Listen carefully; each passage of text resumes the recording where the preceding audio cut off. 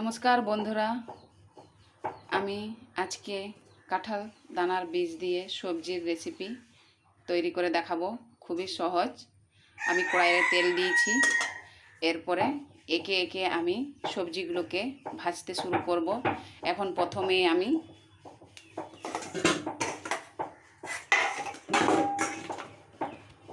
এই দেখো লাল শাকের ডাঁটা দেব।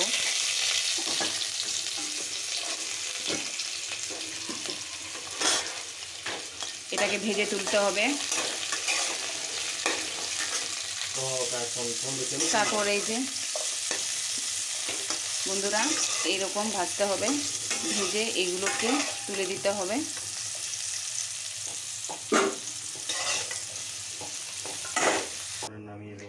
তারপরে ওটা নামানো হয়ে গেল। তারপরে এরপরে আলু দেব।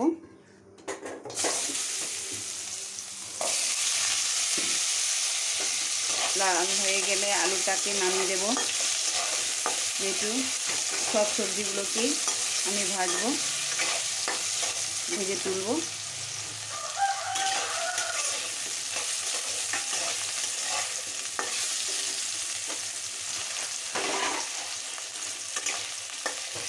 এই দেখো বন্ধুরা, আলুটা আমার লাল হতে চলছে।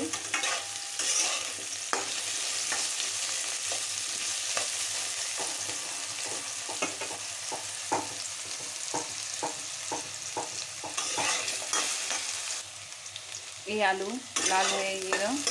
লাল হয়ে যাওয়ার পরে এটার মধ্যে কাঁঠালের দানা, এই দেখো কাঁঠালের দানা, কাঁঠালের বীজ, এটাকে ভেজে তুলতে হবে এটার সাথে।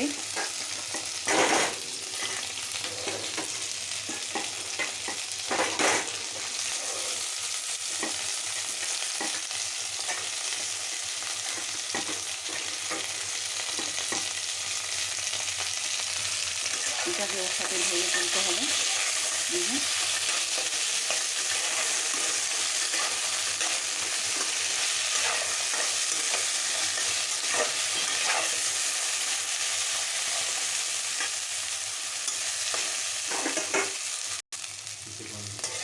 কিছুক্ষণ এইভাবে ভাজতে হবে, 2 মিনিট ভাজতে হবে।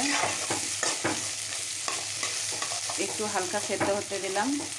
ভেজে ভেজে একটু হালকা সেদ্ধ করতে হবে। ভাজা ভাজা হয়ে গেল। এর উপরে আমি কুমড়ো যেহেতু নরম, তাই উপরেই আমি কুমড়োটা দিলাম। তাড়াতাড়ি ভাজা হয়ে যাবে। কুমড়োটা দিয়ে দিলাম।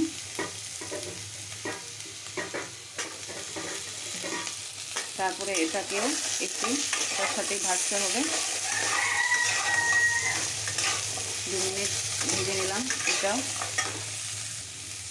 আমার ভাজা ভাজা হয়ে গেছে, লাল হয়ে গেছে। এরপরে এইগুলোকে নামাবো। তুলে রাখছি আমি এইগুলো। এরপরে এটাতে আবার তেল দিতে হবে। দিয়ে দিলাম তেল প্রয়োজন অনুসারে। তেল আমার গরম হয়ে গেছে। এরপর আমি এই যে ফোড়নটা দিলাম। তারপরে লঙ্কা 3টে দিলাম স্বাদ অনুসারে।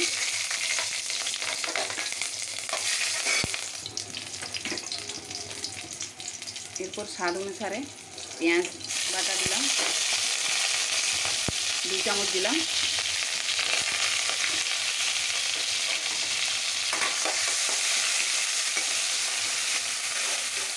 তা হালকা লাল হয়ে যাবে।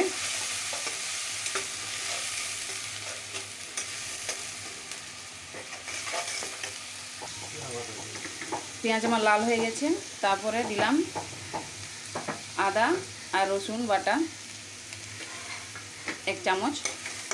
এটাকে ওর সাথে লাল লাল করতে ভেজে নিতে হবে। লাল লাল করে মশলাটা ভাজা হয়ে যাবে। মশলাটা আমার লাল লাল হয়ে গেছে। এরপর আমি কাশ্মীরি লঙ্কার গুঁড়ো দেব।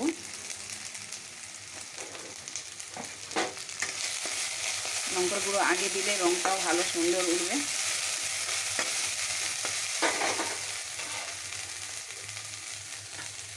তারপর আমি জিরে গুঁড়াটা দিলাম।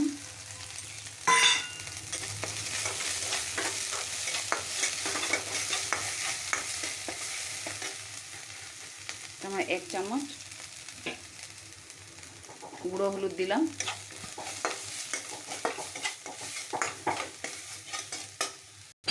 আমার ভাজা হয়ে গেছে। তারপরে একটু জল দিলাম, জল দিয়ে একটু ফুটিয়ে নিতে হবে। এরকম মশলাটা কষে গেল। তারপরে এই দেখো জলটাও ছেড়ে দিয়েছে, তেলটাও ছেড়ে দিয়েছে। এই দেখো কি সুন্দর আমার রঙটা হয়েছে। এরপরে আমি যে ভেজে রেখেছিলাম এই যে সবজিগুলো, এইগুলো আমি দেবো, ঢেলে দিলাম।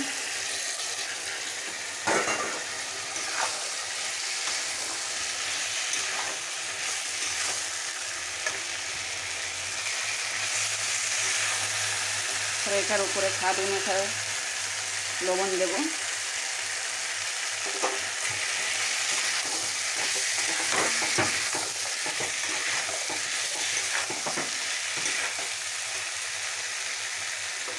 সানরাইজ গরম মশলা এটার উপরেই দেব।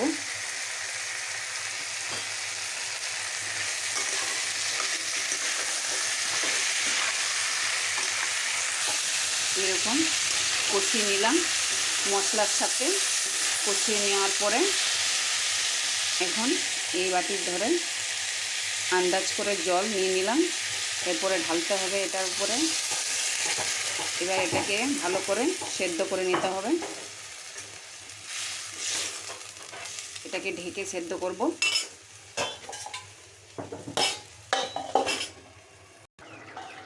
আমার এই দেখো আমার রেডি হয়ে গেছে বন্ধুরা, একদম সুস্বাদু রেসিপি, সহজ রেসিপি। আপনারা বাড়িতে ট্রাই করবেন আর এটাকে খেয়ে আপনারা ট্রাই করে খেয়ে দেখবেন আর বলবেন কীরকম হয়েছে। আর ভালো থাকবেন, সুস্থ। তো বন্ধুরা, দারুণ স্বাদের এই রেসিপিটা সবার মধ্যে শেয়ার করবেন। সকলে সুস্থ থাকবেন। ভিডিওটি দেখার জন্য অসংখ্য ধন্যবাদ।